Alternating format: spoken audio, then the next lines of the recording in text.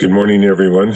We welcome you to the Wednesday, June the 24th meeting of 2020 for the Board of Trustees for the Utah Transit Authority. In accordance with Governor Herbert's executive order, we are streaming this meeting live, and public comments have previously been received, and certainly we welcome them afterwards. I'm joined today by my two colleagues, Beth Holbrook and Kent Millington, and I'm Carlton Christensen, Chair for the Board of Trustees. This morning, we would like to pay special tribute to Mayor Joanne Sagini, who I consider a personal friend. Joanne served as a Midvale City government for 32 years, first as a three-term council member, and I would note that and then was elected the same year I was elected in 1997, and as Midvale's first female mayor. During that time, Midvale grew considerably, and Mayor Sagini was instrumental in accelerating plans to build out the region's transit system to stay ahead of growth. She was always very pro-transit, and her community is a very critical focal point for our system. She was a strong proponent for Salt Lake County's First Tracks project, the Blue Line, with a stop then in Midvale City, as well as UTA's frontrunner in 2015, and a call for the expansion project to build more tracks projects in Salt Lake County, and the extension of frontrunner into Provo. She earned many community service,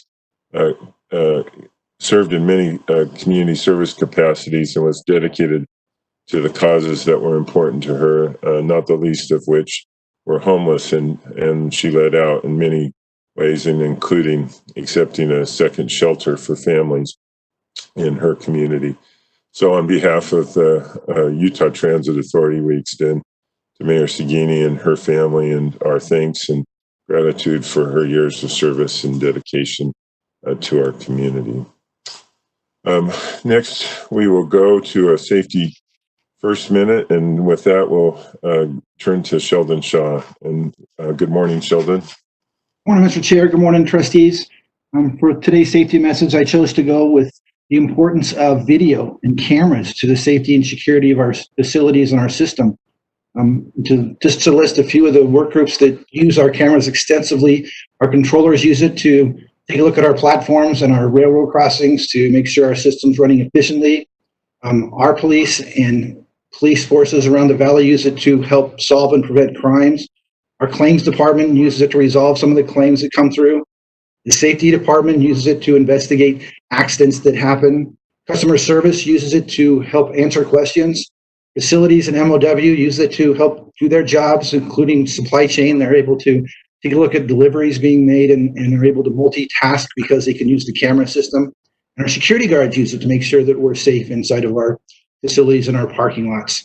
And I say all that because we have an open position. Our video security administrator position is posted. It's open until July 1st. And so if you know someone internally or externally who's looking for a new challenge, please have them apply, and we're looking for someone to fill that. So thanks, Chair. Thank you, Sheldon. We certainly rely on those often. Thanks for you and your staff and that great work there. We're next move to our consent agenda. We have one item, which is acceptance of the 2019 financial audit report, which we previously received a briefing on in our audit committee meeting last Monday. With that, I would turn to my colleagues for a motion. Mr. Chair, I'd like to make a motion that we approve the 2019 financial audit, the CAFR report, as it was presented. I'll second that. I think there was one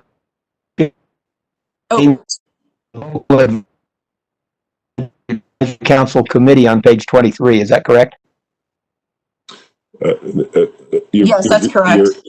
Yeah, I'm getting a nod that that's correct. Kent, your audio broke up halfway between that, but I think there was some corrections to the CAFR that we received, and and that will be posted with our minutes. But I second that motion. Okay.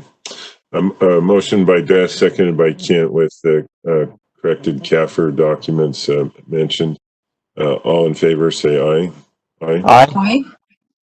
Any opposed? That motion passes. Thank you. Next item up is our agency report, and with that, we'll turn to our executive director, Carolyn Goodnott. And good morning, Carolyn. Welcome. Good morning, Chair. I just want to actually, for the agency report today, it's sort of a feel-good story that was carried by a local news station. And Greg Turner will be presenting this out of the Capital Development Division. This is regarding the Depot District Clean Fuels Technology Center, a recently installed art piece that happened in another part of the city. But if I'm going to let Greg give a little bit of report on this, and because I'm not sure if you've seen it. It's an interesting story. So, okay, Greg, you're on. Thanks, Carolyn. Good morning, Mr. Chairman and trustees. Yeah, we had a nice story come out in the last couple of weeks regarding an art piece that was recently installed.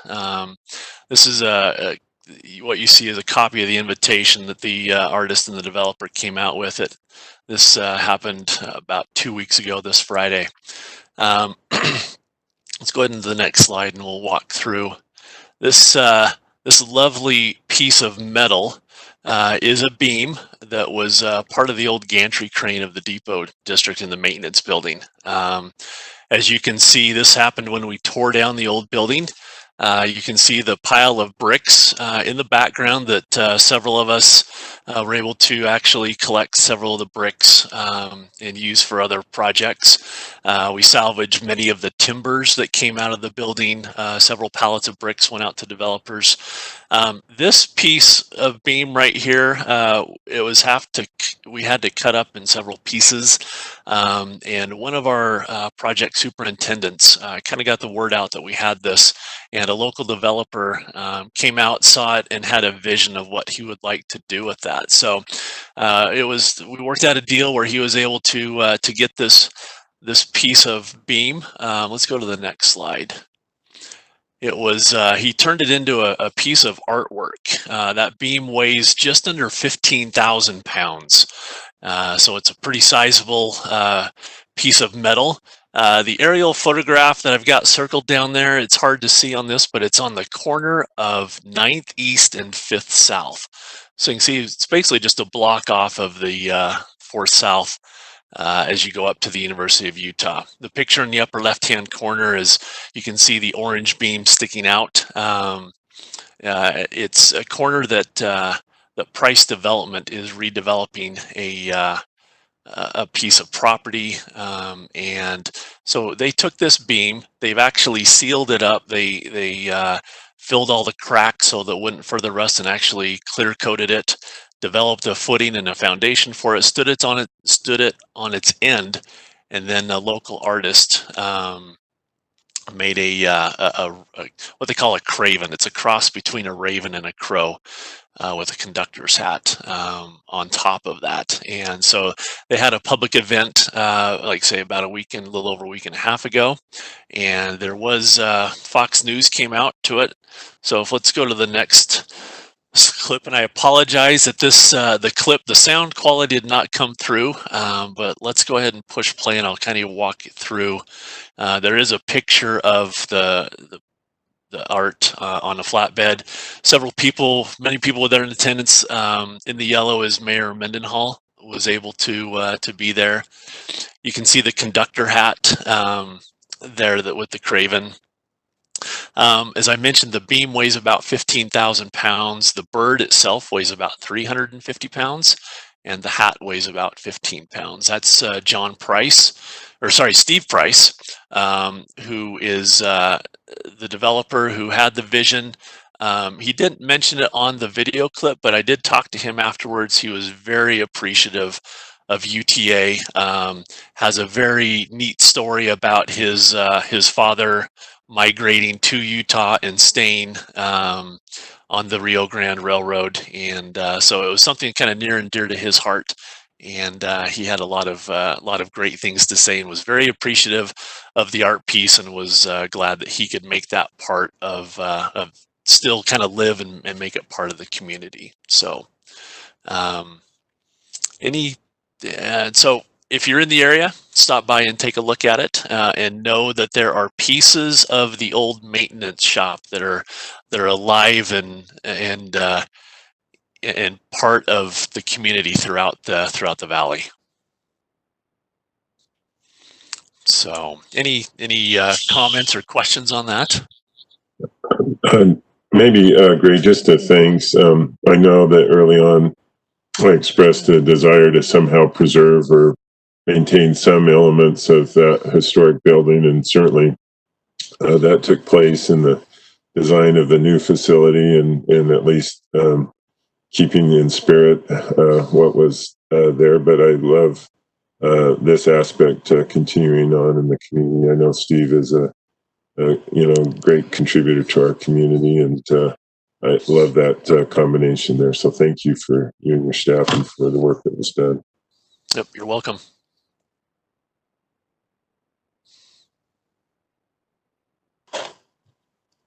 Carolyn, did you have anything else?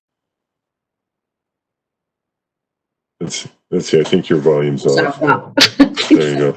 No, that concludes my my report. Great, thank you, and thanks for that update and for the video. That was great to see. With that, we'll go to item number 5, which is a temporary service modification extension approval. As some of you will remember, back in the early part of the pandemic, we extended for 90 days a temporary service modification, and things have changed, but they've changed both directions, and so the need obviously continues. Carolyn, and then Eddie. Yeah, I'm going to start off a little bit, and then Eddie Cummins, the Chief Operating Officer, will continue.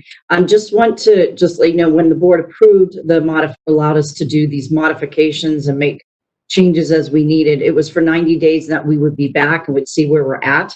It does seem that we are now looking at moving towards change day in August, and I'll let Eddie talk a little bit about that. We might still do some tweaks here and there. Eddie could talk about that. So we're asking to extend this approval until the August change date, and we'll be back with the new service plan for the board to discuss in the next few weeks. So I'm going to turn it over to you, Eddie. Thank you. Good morning. To kind of go off of what Carolyn was just saying, I'm here today to request that the executive director be granted an extension of the temporary service modification authorization until August 2020 change day, or until August 31st, 2020. Led by our recovery task force, our service planning and operations group are currently working on a system-wide service restoration plan that is anticipated to be implemented on our August change day, which is currently planned for August 23rd, 2020. Authorizing the executive director an extension to make temporary service modifications during this time will provide flexibility to make changes and enable UTA the necessary time to develop and implement a comprehensive restoration plan with a primary focus on ridership, financial stability, and rebuilding community confidence in transit. Is there any particular questions on this request? I'm looking to the board. Any Ken? No, I don't have any questions about it. Okay. I don't have any questions either. Thank you to everybody. I know this has been quite a unique circumstance, and I think everybody has really rallied to make sure that they get everything that they can to get done during this uncertainty. So thank you. Eddie, do you want to just mention the one tweak we're doing with the 470? Yes, I can talk a little bit about this. As I think most are aware, we've made numerous changes since April change day. We've made changes to the Route 33, the 35, the 200, 217, 667, 217, the F94. We added a fourth car onto Front Runner last week. And now what we're currently working on is the Route 470, just adding a couple of trips in the morning.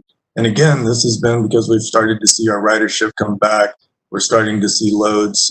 We've received a lot of comments about people saying, hey, I really need this trip. Those are generally from essential workers needing to get to work and home. And so we've made a couple of adjustments there. And we meet every Monday morning with this recovery task force, talk about what's going on, what we're seeing, what we're hearing from our operators, from our riders, and then we make recommendations as to what changes we ought to make.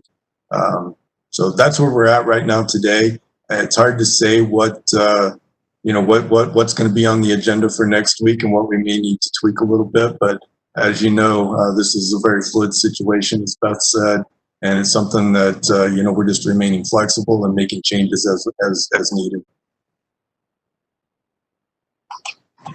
Thank you. And I echo the prior comments. Thanks Eddie, for you and your staff and for all you've done there. With that, I would turn to my colleagues for a motion.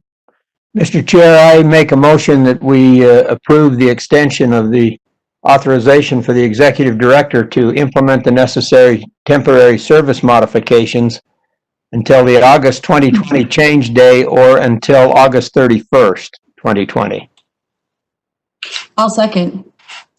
A motion from Kent, seconded by Beth. All in favor, say aye.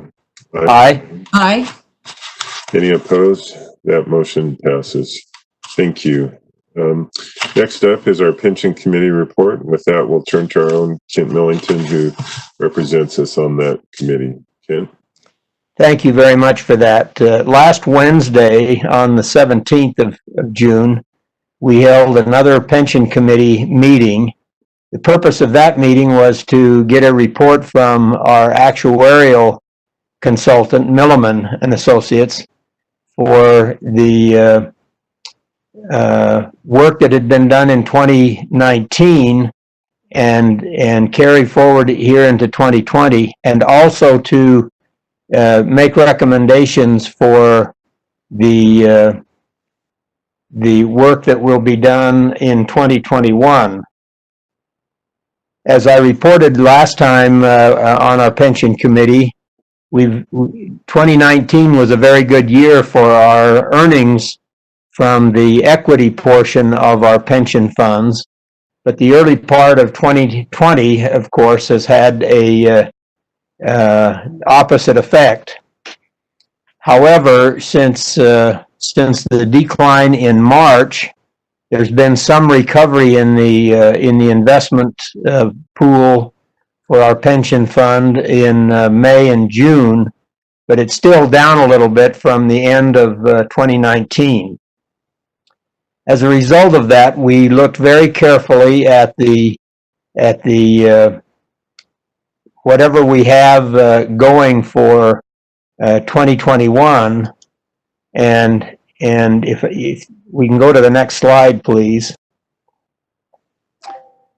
What was proposed is that we looked at the asset levels from December 31 of 2019, and then looked at the investment return assumptions going forward, whether they would remain at 7%, which they have been for some time, or if we should lower those just a little bit given the volatility in the marketplace. And then we examined the impact that would have on our unfunded liability and our opportunity to reach our goal of very close to 100% funded by the year 2036.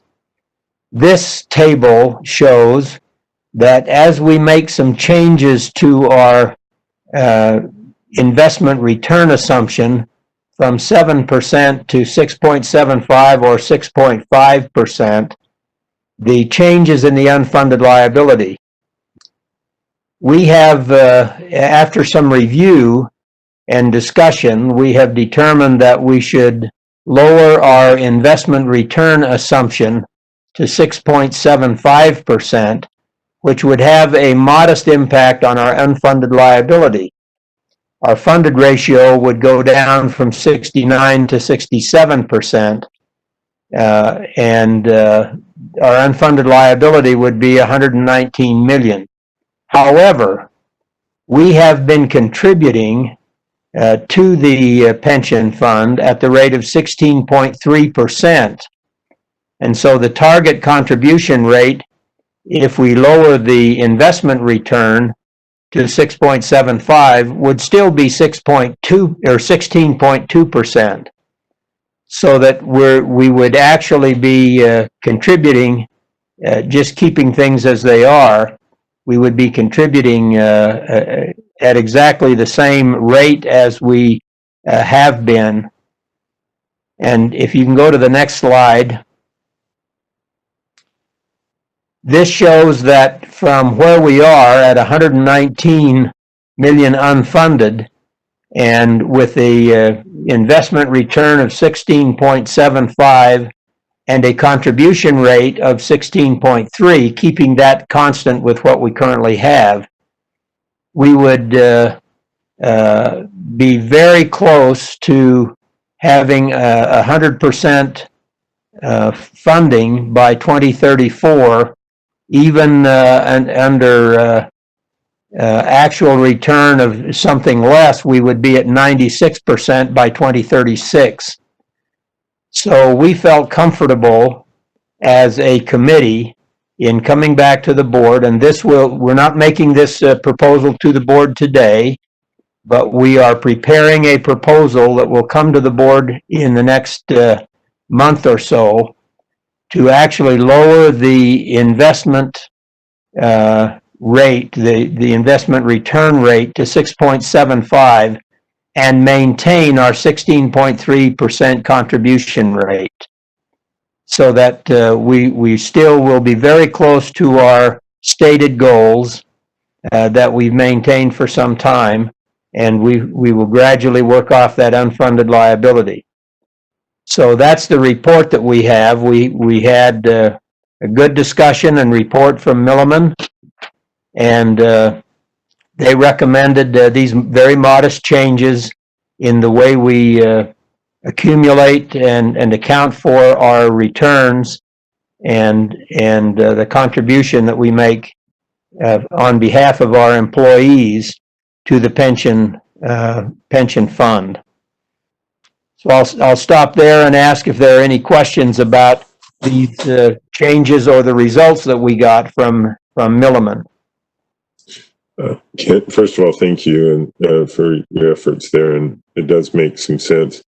I guess between now and when we might take action later this year, if things went dramatically south, we would know at that point if we have a problem, or a real a significant problem, I guess, right?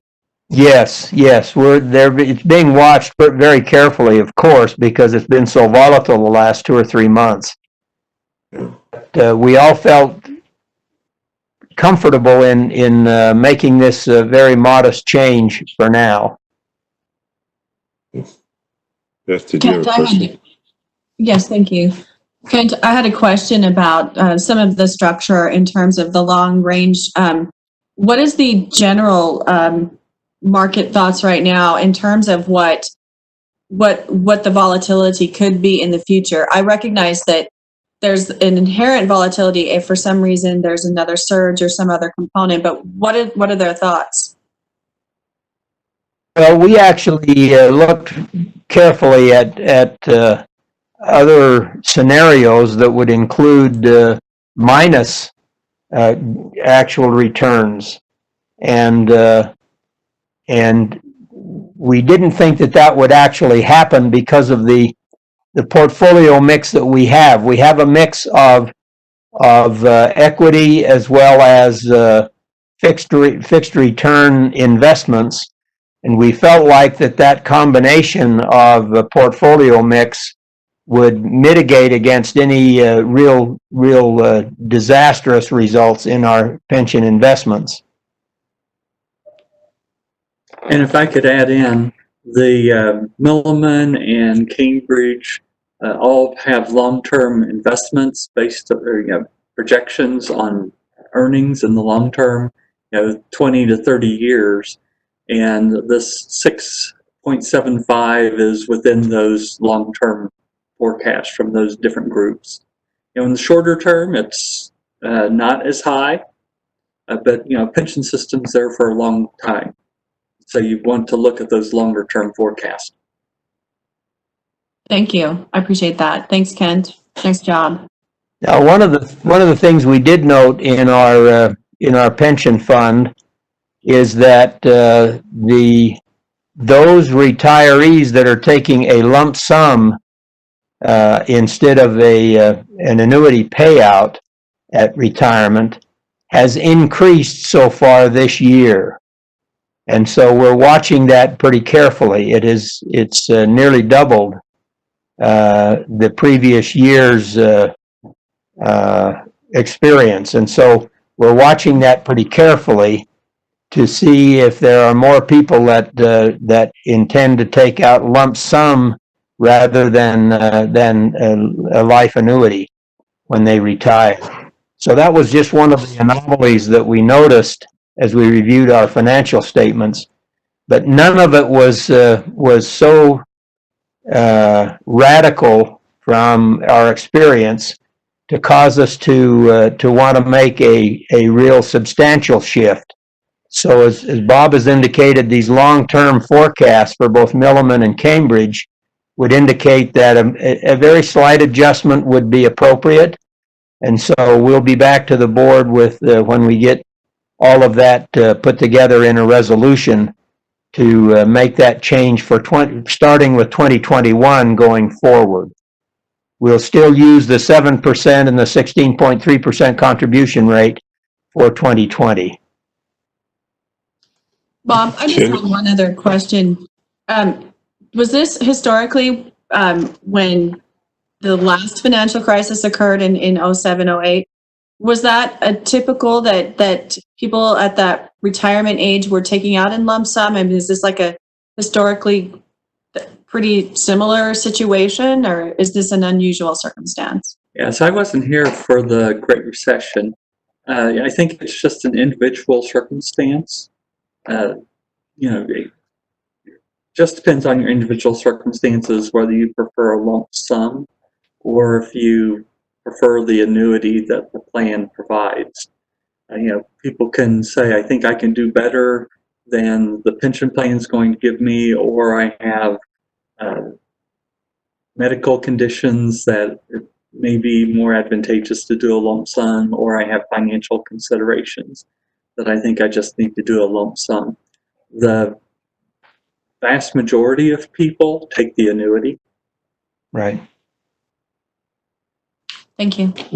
Ken or Bob, it seems to me that the lump sum annuity, though, in the long term is to our betterment, right? Because we don't have that liability on the long term, or am I thinking about that incorrectly? Well, there's a couple of ways to look at that. You could view it that way, that we don't have then the long-term obligation. On the other hand, we then don't have that same amount of money to invest over the long term either. Because if they take a lump sum, that money goes out immediately, and then that reduces the amount that we have to invest and earn going forward. So it's kind of a dual impact. You can argue it either way. So we did discuss that at some length. I imagine either way that Bob is going to still be able to retire in August. Okay. All right. Kent, anything else? No, I think that's all. Okay. We'll be back to the board sometime in the next month with a resolution for these changes, but this is the reason for those changes, is to accommodate some of the market shifts that we've seen the last 3 or 4 months. Okay. Great update. Thank you again. We'll next move to resolutions in item 7, and the first one up is a resolution approving the financial analysis and authorizing execution of the associated agreements for the Sandy East Village 3 transit-oriented development. We previously were presented and discussed this in our June 17th board meeting. It was also, I believe, went before our advisory council a week after that. With that, I'll turn to Paul Drake. Paul, is there any changes since your last presentation, or anything that's changed in the agreements? Thank you, Mr. Chart. No, there have been no changes. However, I'm sure the board understands that approving these agreements, it includes the conveyance of the property, and I just want to make that clear that that the requested action of the board would approve the agreements, the financial analysis, and of course the conveyance of the property per the terms of those agreements. And perhaps that could be made explicit in the motion if that's what the board so chooses. Thank you. All right. Thanks, Paul. Any questions from the board? Seeing none, I would entertain a motion on the resolution. And while I think the resolution and the agreements indicate, probably it would be wise to include an acknowledgement of the conveyance of the property as part of the agreement. Mr. Chair, I'd like to make a motion that we approve resolution R 2020-0605, approving the financial analysis and authorizing execution of the associated agreements for the Sandy East Village 3 transit-oriented development, with a notification or a supplemental note that the conveyance of the properties is included in this. I'll second that. I have a motion from Beth, seconded by Kent on the resolution. I'll ask for a roll call. Trustee Millington, Aye. Trustee Holbrook, Aye. Chair Christensen. Aye. The vote is unanimous. Thank you. Great. Thanks, Paul. We'll cross our fingers and look for good work on that development. Thank you. Thank you. Next item up is contracts, disbursements, and grants. And the first one is occupational medical services with Intermountain Healthcare WorkMed. And with that, I'll turn to, looks like Jacob Gomez. I don't see Kim Ulibarri. I think she's not with it or out today. Yes, thank you, Mr. Chair and Board of Trustees. So I'm here on behalf of Kim Ulibarri. I'll be discussing two contracts today. Both involve the Department of Transportation requirements for medical examinations and services overall. As you'd stated, Mr. Chair, the first contract would be Intermountain Healthcare WorkMed. They are UTA's sole occupational medical provider. They provide services such as DOT physicals, licensing agreements, workers' compensation services, things of that nature. They have a broad scope across the state of Utah, which is great because it does allow our employees to visit a site if they do live in a distant area, or even our candidates that do need to take types of pre-employment screenings. Now, in taking the numbers, the actual annual cost for this contract is around $115,000. That can vary with volume of services. With those services listed in Appendix B of the actual contract, a large amount of those is going to be your licensing agreements and DOT physicals themselves. With that being said, the base contract itself is a 2-year contract, which does expire in February of 2021. And there are 3 additional extension years. Now, the way that I typically work extension years is they go through a performance review before any extension is granted. That would bring the holistic contract of total value to $575,000. I am asking the board with this contract to approve and ratify the contract and associated disbursements, including option years with IHC WorkMed, and authorize the executive director to execute and carry out the option years in this contract. Are there any questions with this presentation so far? I'm not seeing any. With that, I would entertain a motion on this particular contract. Mr. Chair, I move that we approve this contract for occupational medical services with Intermountain Healthcare WorkMed as has been described to us by Jacob Gomez. Second. Have a motion by Kent, seconded by Beth. All in favor, say aye. Aye. Aye. Any opposed? That motion passes. Looks like you're still up, Jacob, with item number 2 for drug and alcohol testing services. Correct, Mr. Chair. And this is the second contract that does pertain to the required DOT testing and compliance program with drug and alcohol. This contract and partner, I consider them Workforce QA, is just a great asset to UTA overall. Partner-wise, they do assist us with maintaining compliance with the Department of Transportation testing requirements, but we also do have a company testing program we call the UTA testing program, listed in 6.2.1, which is our drug and alcohol testing policy. Now, with that being said, there is one difference, which is what really set them apart, is the fact that they have a medical review officer on site. Typically, your partners will have to forward out the tests to be reviewed to a third party. Workforce QA actually has a doctor on site to review these, and it does really help with turnaround times, employee inquiries, things of that nature. Again, this is estimated at about $70,000 a year. That can vary with volume. At this point, they've completed their single-year contract. They do have 4 additional option years. I have already done their performance review, and it was outstanding. So at this point, the total contract value is around $350,000. I'm asking the board to approve and ratify the contract and associated disbursements, including option years with Workforce QA LLC, and authorize the executive director to execute and carry out the option years in this contract. Are there any questions with this presentation so far? Any questions from the board? Just this question, about how many tests do we conduct in the drug and alcohol testing in a year? We've had 1 year's experience. Do we know about how many tests were done? Yes, we do, Kent. So overall, what we do have on an annual basis is just about 2,200 tests. Now, this can vary from time to time because the Department of Transportation, as we are regulated under the FTA and FRA, they can increase and decrease their percentages for random requirements. It was increased last year with the FTA. Thus, it did take our test from around 1,800 to about that 2,200 level. So yes, it can increase from time to time, and we sit at about that average. Okay, thank you. You're welcome. Kent or Beth, do you want to make a motion on this I'll contract? certainly make a motion, Mr. Chair, that we approve the contract for drug and alcohol testing services with Workforce QA LLC as for the next 4 years in the amount of about approximately $350,000. Second.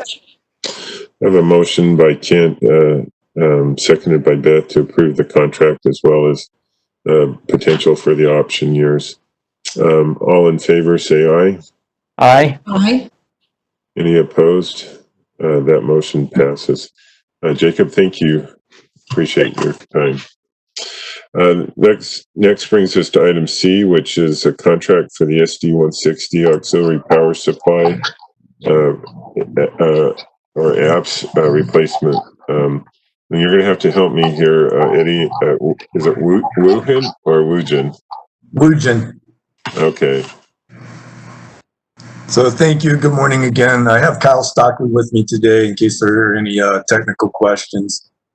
This contract is with Woojin IS America Incorporated to replace the auxiliary power supply, also known as the APS unit, on 17 of our SD-160 light rail vehicles, as well as 2 spares. The APS unit is the component that provides power to the lighting system, HVAC, signs, and radio communications. This procurement is part of our light rail overhaul program. Contract is valued at $1,262,930 and would be effective upon approval and expire on December 31st, 2022. This is a best value contract and includes all associated hardware, software, tools, installation services, commissioning, testing services, training, and documentation.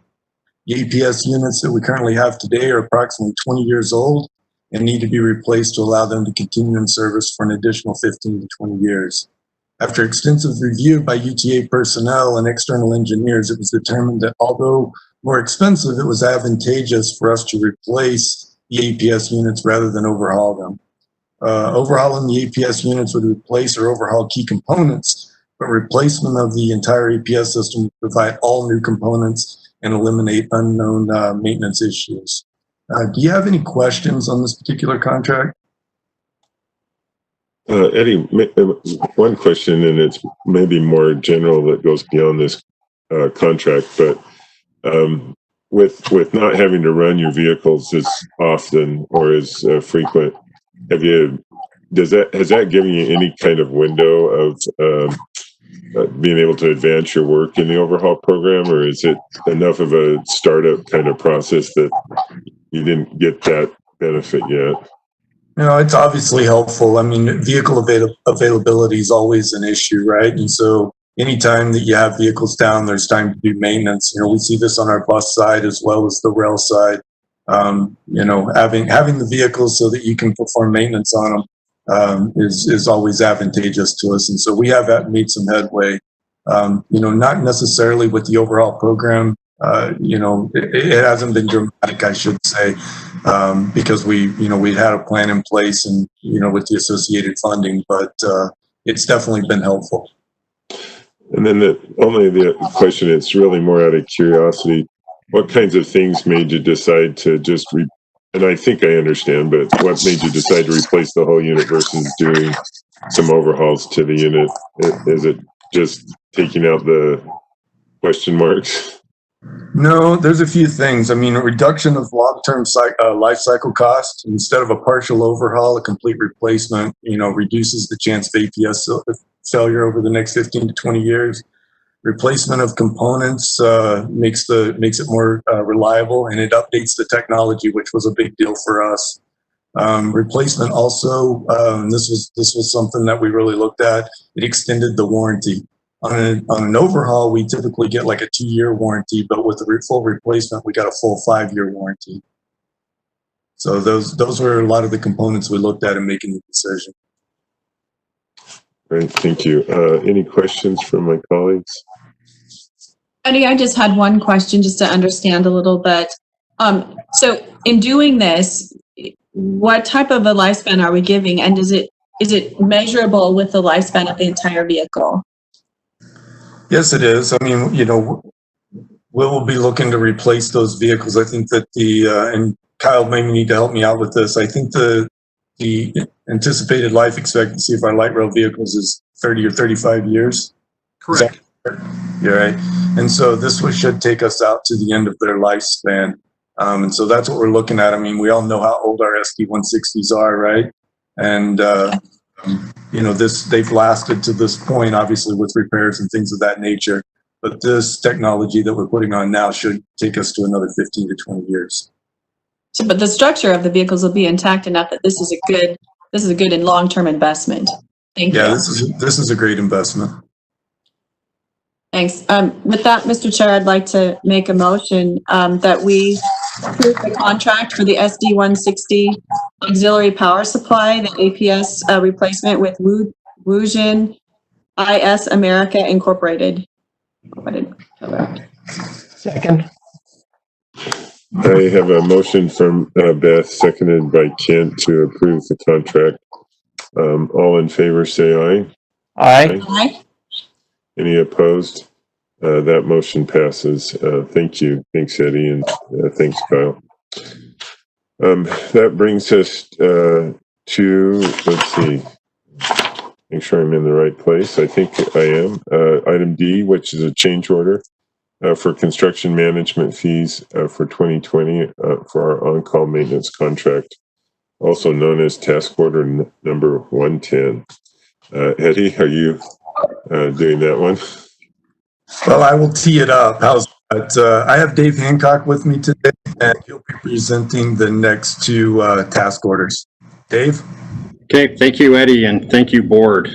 Task order 110 is for construction management fees for 2020 as part of the on-call maintenance contract with Stacy and Witbeck. This task order is for a project manager and a construction manager to support the on-call maintenance task order activities. The cost of this task order for 2020 will be a not to exceed $374,884, bringing the total contract amount to $36,950,840. The charges associated with this task order will be billed by the hour on a monthly basis, and only the hours worked on UTA task orders are billed. This cost was broken out as part of the RFP process for clarity and evaluation purposes. And as part of this task order, the construction management team is available for emergency response and constructability reviews. So do I have any questions on task order 110? Dave, I remember we had something similar last year, and this is sort of reoccurring on this contract. Is this roughly in the same amount or alignment of last year, or is it up a little bit? You know, they have about a 3% markup per contract for the year on their project manager and construction manager fees. This was spelled out during the RFP process, and they had to give us a rate for every year. So these are just the 2020 rates that were in the RFP. Okay. Any questions from my colleagues? Seeing none, I would entertain a motion on this change order. I'll make a motion that we approve the construction management fees for 2020 on the on-call maintenance contract, task order number 110 with Stacy and Witbeck. Second. Motion by Kent, seconded by Beth. All in favor, say aye. Aye. Aye. Any opposed? That motion passes. That brings us to item E, which is a change order for the state of good repair for the Mid-Jordan grade crossing replacement, also on our on-call maintenance contract, or affectionately known as task order 111. Yeah, thank you. Thank you, Chair. Yeah, task order number 111 is part of the on-call maintenance contract with Stacy and Witbeck, and it's for the replacement of 2 grade crossings on the red line, or the Mid-Jordan project when we built it. And this is for 90th South and 4000 West.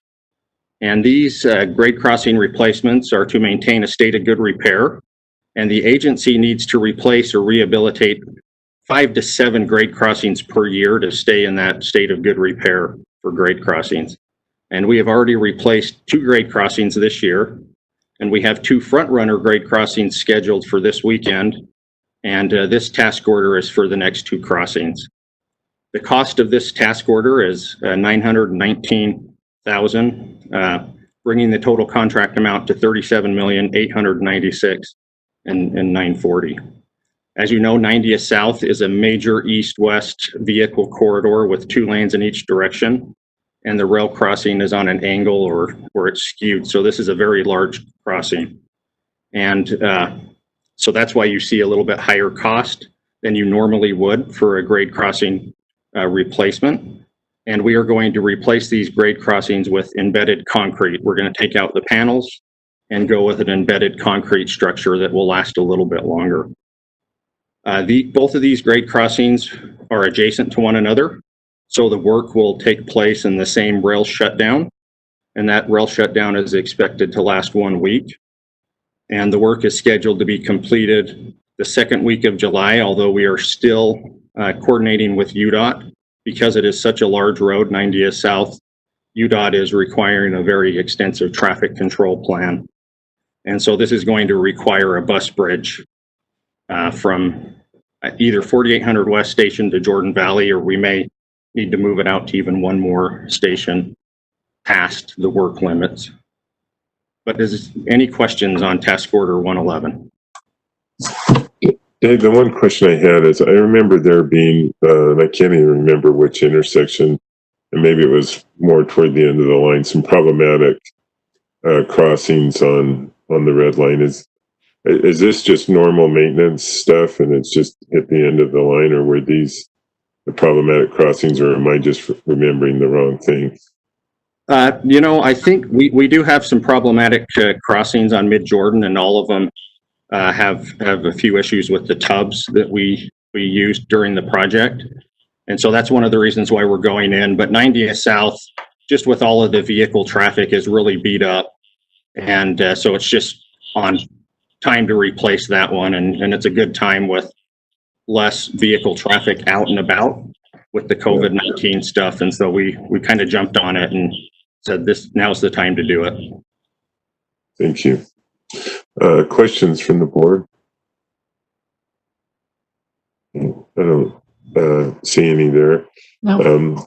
With none, I'll entertain a motion on this change order for the task order number 111. Mr. Chair, I'd like to make a motion that we approve the change order for the state of good repair, the Mid-Jordan grade crossing replacement with the on-call maintenance contract, task order 111 with Stacy and Witbeck Incorporated. Second. I have a motion by Beth, seconded by Kent. All in favor, say aye. Aye. Aye. Aye. Any opposed? That motion passes. Thanks, Dave, for that. Good luck on the shutdown. Thank you. Hopefully it's uneventful. Thank you. Thanks, Eddie. That next is a revenue contract. This is supplemental number 3 to Tiger Stakeholder Agreement for the Salt Lake City Folsom Trail Tiger Project. And with that, we'll turn to our Chief Service Officer, Mary Delaretto. Good morning, Mary. Good morning, trustees. As this is a Tiger First Mile, Last Mile project, I've asked Heather Benning to join as well. If there's any project-specific details, she can answer them. So this is to approve the supplement number 3 to the Salt Lake City Tiger Stakeholder Agreement. And the initial stakeholder agreement was executed in February 19th of 2019 for both the Folsom Trail Project and the 300 North Pedestrian Bridge Project. And at that time, supplement number 1 was executed for the construction and design of the Folsom Trail. Then subsequently on March 6th of 2020, supplement number 2 was executed for the 300 North Pedestrian Bridge Project. And at that time, both the original stakeholder agreement and the 2 supplements were approved by the board by resolution.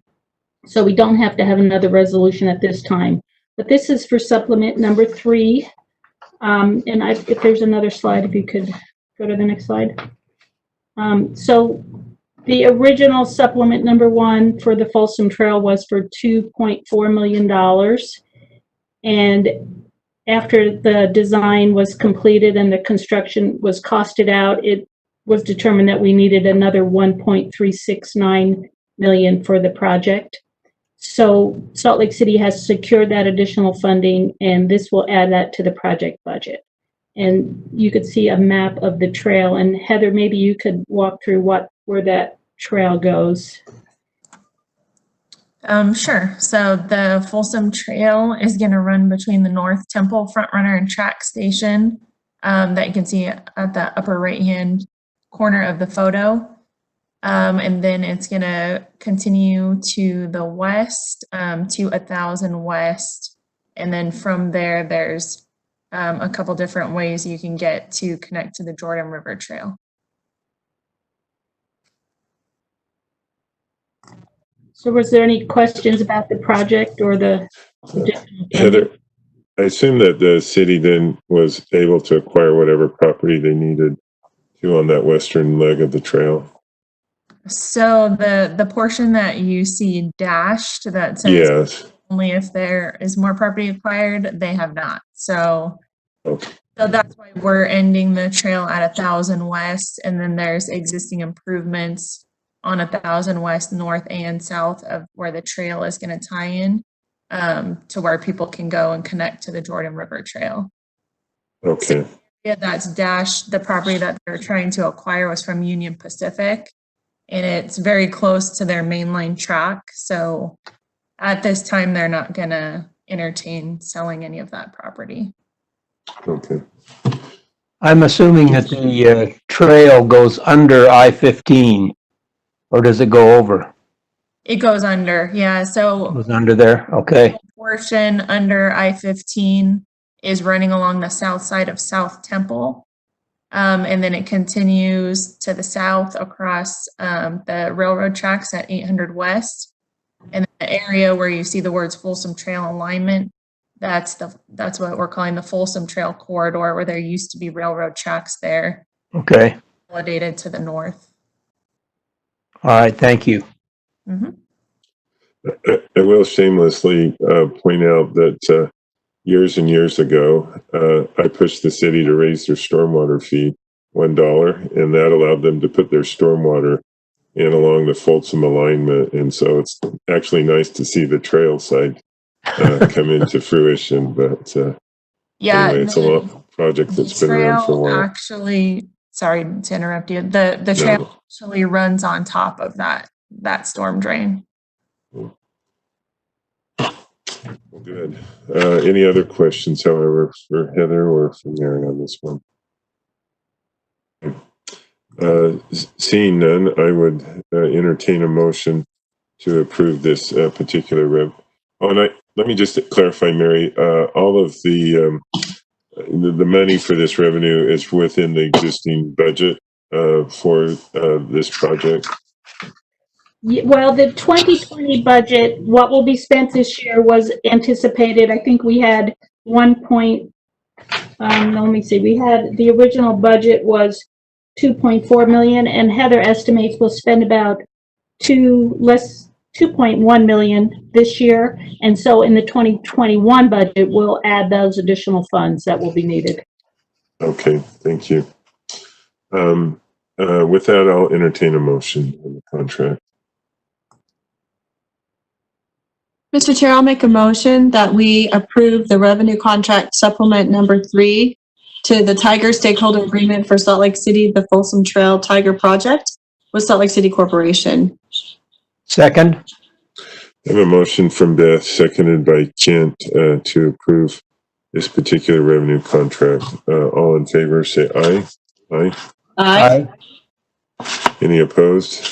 The motion passes. Thanks, Heather, and thanks, Mary, for your presentation there. That brings us to item number 9, which is service and fare approvals. And with that, we have an EcoPass agreement with the state of Utah. And we'll turn to our Affairs Director, Monica Morton. Good morning, Monica. Good morning. Thank you, Mr. Chair. My request today is for approval of a fare revenue contract. It is an EcoPass agreement with the state of Utah. The state and UTA have partnered together for many years to offer transit benefits to their state employees. And our last agreement was in 2005. We entered into a 5-year agreement that gives 19,000 employees access to a premium transit pass, and that contract expires at the end of this month. And so now we're moving into a new contract with them, and this is a new pricing arrangement. The new contract will be a year in length, and employees will opt in. And for every monthly pass that is active and used by an employee, UTA will bill them, the state, at the end of the month for $89 each pass. This is one of our regular eco programs. The anticipated revenue is about $534,000. And at the end of this year-long contract, we're going to review it, evaluate the success of the contract structure, and then potentially enter into a longer-term agreement. We just have a little bit different circumstances with COVID-19 right now on our ridership. So I recommend your support in continuing to partner with the state of Utah, and with your approval, we will move forward and renew this agreement for 1 year. Do you have questions I can answer? And Monica, I remember in sort of other discussions with the state that the prior agreement was probably more lucrative for us, but they weren't utilizing it at the rate that they hoped. Is that correct? I mean, the overall amount we'll receive will drop from the state. That's correct. So the prior contract being negotiated several years ago, I wasn't part of that, but if you do look at the amount of usage, it's dropped over the years, and that's a result of several different factors. But with ridership being lower right now and them not using the pass as much as they did, we're making a pricing adjustment. Yeah, I appreciate thinking about it creatively, and they're certainly a key partner for us. Questions, though, for Monica? Oh, there's even a train noise to go with it. There you go. Does that mean you wanted to make the motion, Beth? Apparently, yes, I'm good with this. Mr. Chair, I'd like to make a motion that we approve the EcoPass agreement with the state of Utah as presented by Monica. Second. I have a motion from Beth, seconded by Kent to approve the EcoPass agreement with the state of Utah. All in favor, say aye. Aye. Any opposed? That motion passes. Thank you, Monica. Appreciate your time. Other business, we note that our next meeting is on July the 1st, 2020 at 9 a.m. We have next up, we have a closed session. This includes two items. One, a strategy session to discuss the purchase and exchange of lease or sale of real property. Particularly a public discussion of the transaction would prevent the public body from completing the transaction on the best of possible terms, as well as pending or reasonably imminent litigation. This particular closed meeting will be held in a separate video conference from our live streaming meeting, and we would gather at about 10:05 for that meeting. Just a little bit after 10:05.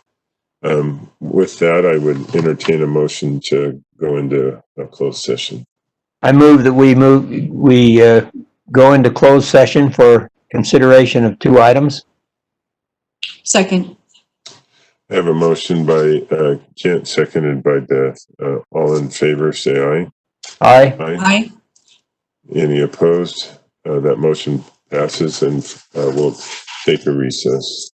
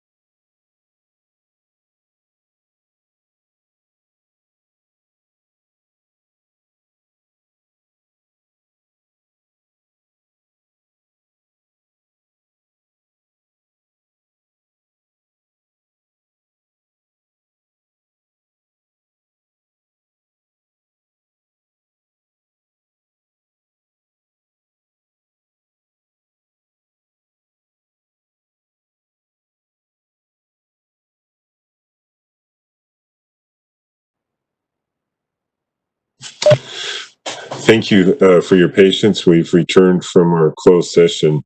That brings us to our final action of the day, which is adjournment. And with that, I'll turn to a motion. Mr. Chair, I'll make a motion that we adjourn, and we are going to be adjourning in memory of Mayor Joanne Sagini of Midvale City. Do I have a second? I'll second that. Mayor Sagini, I grew up in Midvale, so I've known Mayor Sagini because of my connections there for a long time with my family that lived in Midvale. She'll be sorely missed. Thank you. Well, and just to show you how connected everything is, I worked with Mayor Sagini when I was with the league, and she was the treasurer there. And you couldn't find a much more committed and passionate person when it came to their community. So, yes. Delightful lady. Well said. Thank you. And with that honor, all in favor, say aye. Aye. Aye. Any opposed? That motion passes, and thank you again, everybody, and again, our condolences to Mayor Sagini's family. Have a good day. Thanks. Thanks, everybody. Bye.